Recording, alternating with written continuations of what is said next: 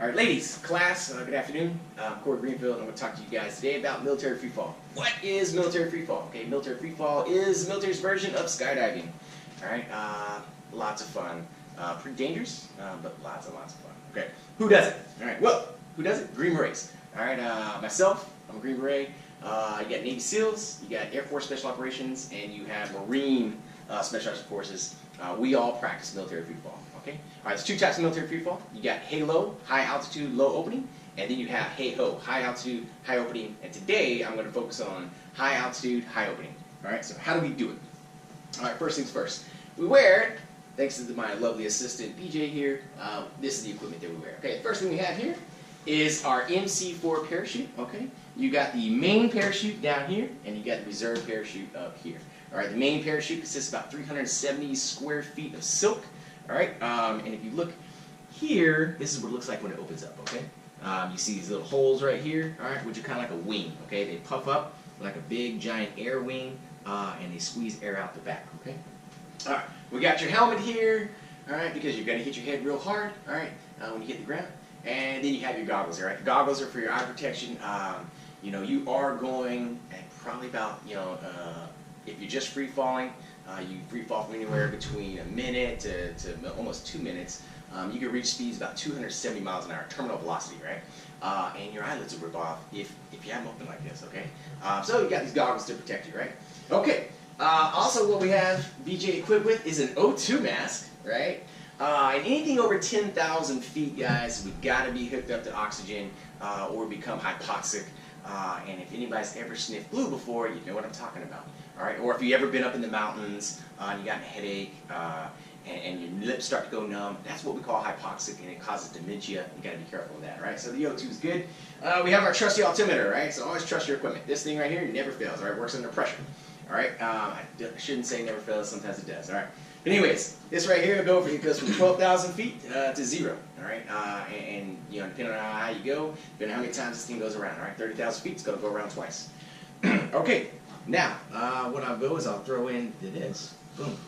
Okay, all right, so what we want to do is when we land, all right? This is a good landing, all right? So we're going, when we go to land, we always want to land downwind, okay? So that means the wind is to our front, and we're running into the wind, all right? We want to land into the wind, okay? You never want to go into a downwind landing, all right? Downwind landing, if the wind's blowing like 5 miles per hour behind you, you're traveling about 18 miles an hour forward, all right? There you go, 8 and 5 is 23 miles per hour, right?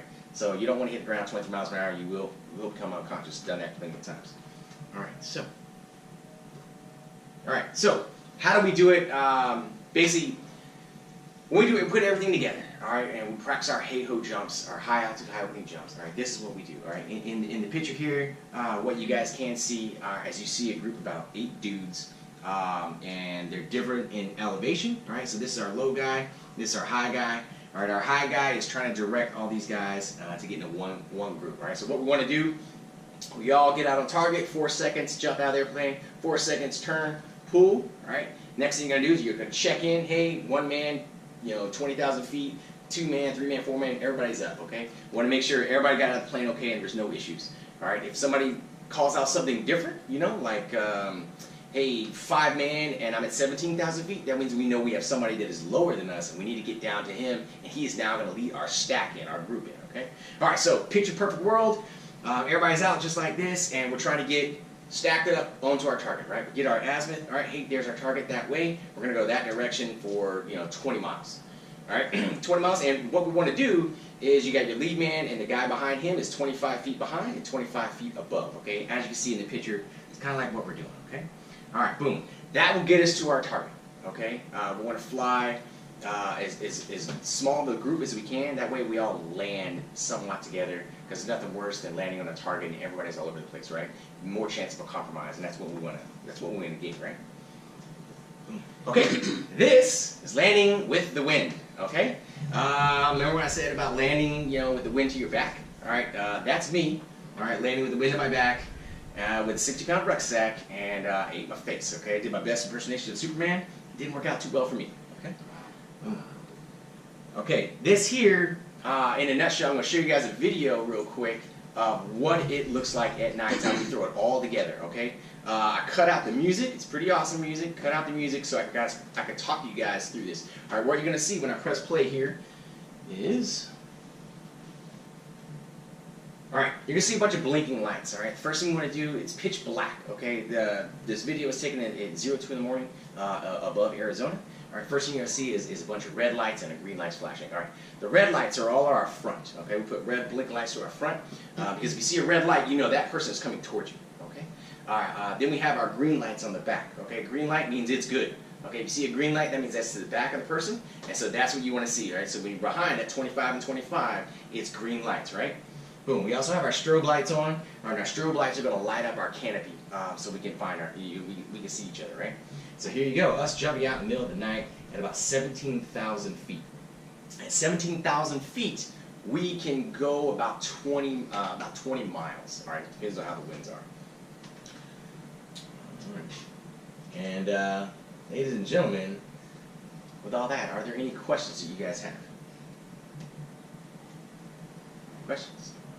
My one question is, when you're jumping like that and it's at night, what happens if you guys do lose somebody? Okay, so that's a great question, all right? So what do we have to we check in with them, right? The key is that radio, all right? You look around for them. You know, that's why we have those little strobe lights. I talked about strobe light, the red light, green light. So if I know I've jumped plenty of times, I can sit there and I'm looking, all right, hey man, 1, 2, 3, all right, 5 man is not checked in, all right? Or 5 man checked in real low. I'm gonna look behind me and below me.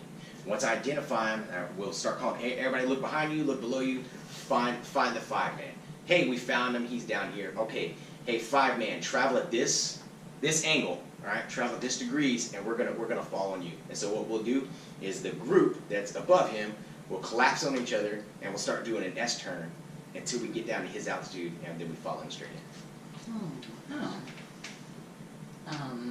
How often does that happen? In real life? Yeah. I don't know, man. Like if we do 25 jumps in a practice, you know, like when we do a train-up, we do about 25 to 50 jumps.